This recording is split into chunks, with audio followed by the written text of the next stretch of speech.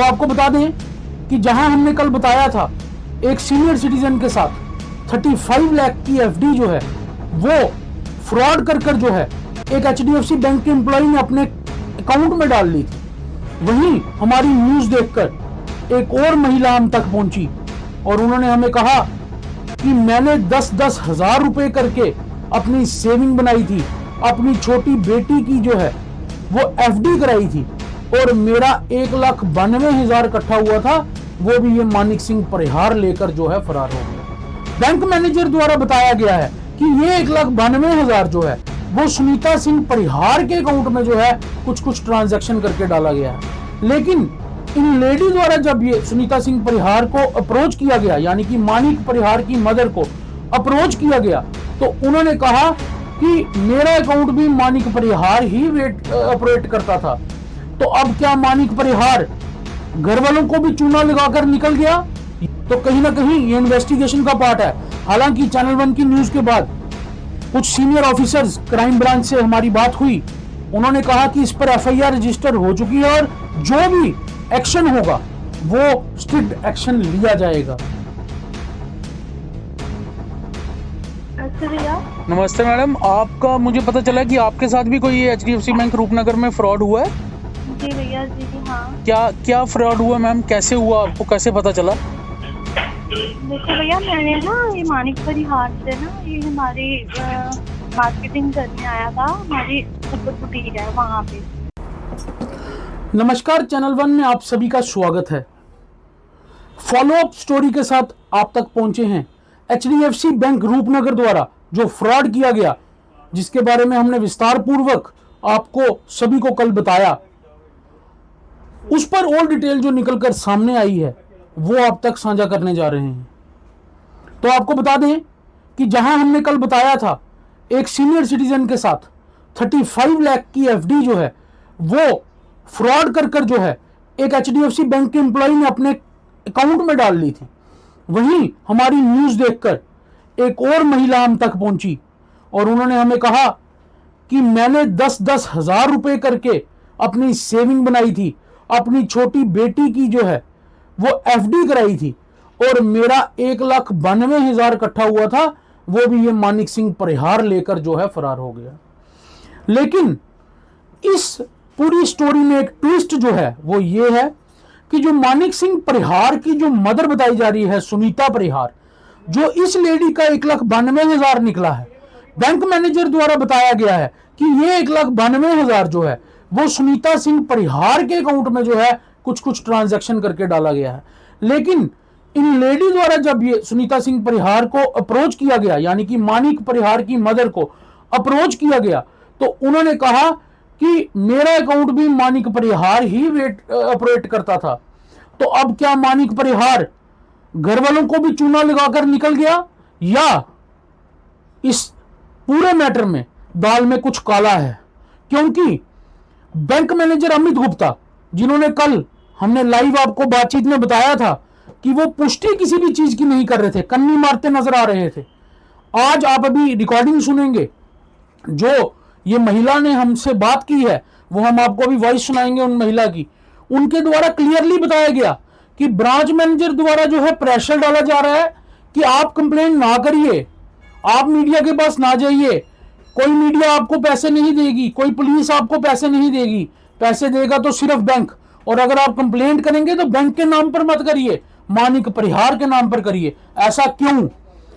अमित गुप्ता जी, आपसे पूछना चाहते हैं हम, क्या दाल में कुछ काला है जो आप मानिक परिहार को या एचडीएफसी बैंक को पूरी तरह से जो है इस तरह से जो है पूरी तरह से एक मैनिपुलेशन में लगे हुए हैं, और जो इस पूरे एपिसोड के विक्टिम बने हैं, जिनके साथ ये सब कुछ हुआ है, आप उनको अपनी आवाज जो है वो दबाने में पूरी तरह से कोशिश कर रहे हैं।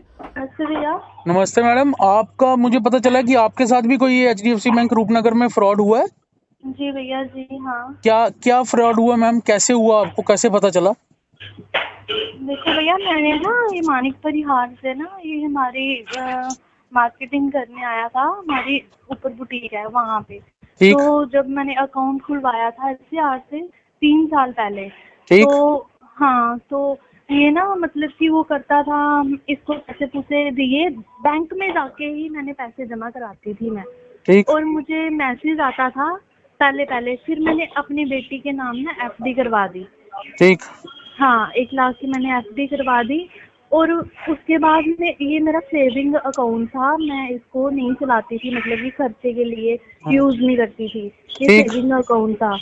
ठीक। तो फिर ना शुक्रवार को मुझे ना कॉल आती है जी मैनेजर की कि हमने आपसे मिलना है। तो मैंने जी। कहा हाँ आप आ जाओ। तो फिर इन्होंने मुझे बताया कि मानिक परिहार आपका अकाउंट चलाता था। मैंने बोला हाँ, और इनके जितने भी वहाँ पे वर्कर लड़के हैं वो हाँ सारे मतलब कि जानते हैं कि किस चीज़ का अकाउंट है, उनको पता है कि मैं वहाँ पे आके अपने पैसे डिपॉजिट कराती थी।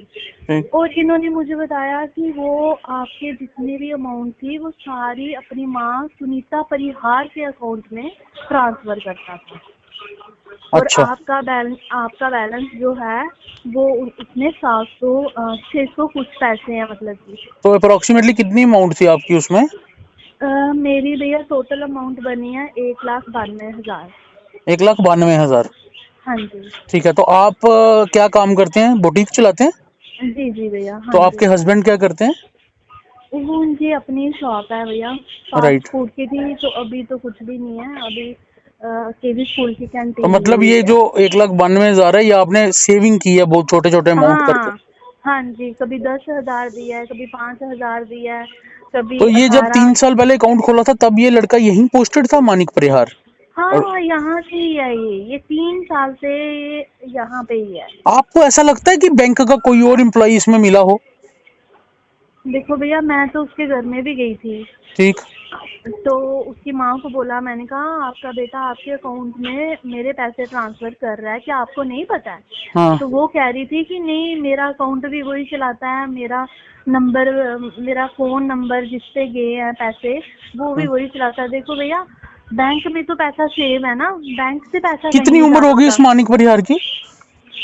भैया ये 27-28 साल, उसकी ना पिक भी है मेरे पास पड़ी हुई ना। आप मुझे पिक भेज दीजिए। हाँ, और मैम, अब आपने अभी कार्रवाई क्या की है अभी तक?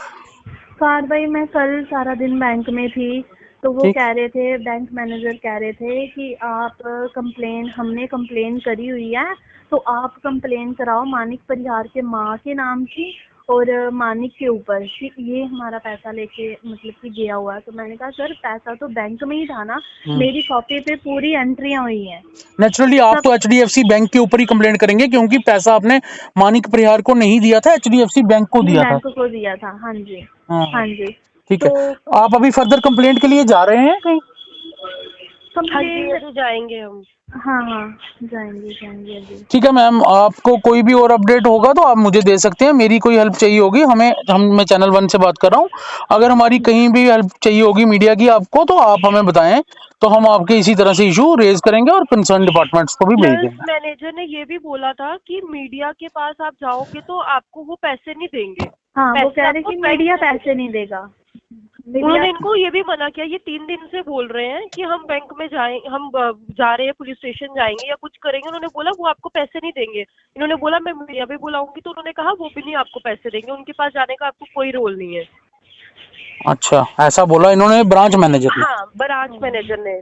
क्या नाम है जिन्होंने बोला था अमित गुप्ता। इनको? अमित गुप्ता अमित नाम है? गुप्ता, जी जी हाँ जी, जी। अमित गुप्ता। ठीक है, राइट। वो मैंने उनको ये बोला, मैंने कहा सर मेरी बात सुनो, आपका बैंक ये पैसे अमाउंट सारी रिकवर करेगा? देखो मेरी तो बड़ी छोटी सी अमाउंट है, वो जो एक लेडी है उसका 35 लाख है, तो वो कह रहा अगर वो मिलेगा तो फिर आपको पैसा मिलेगा।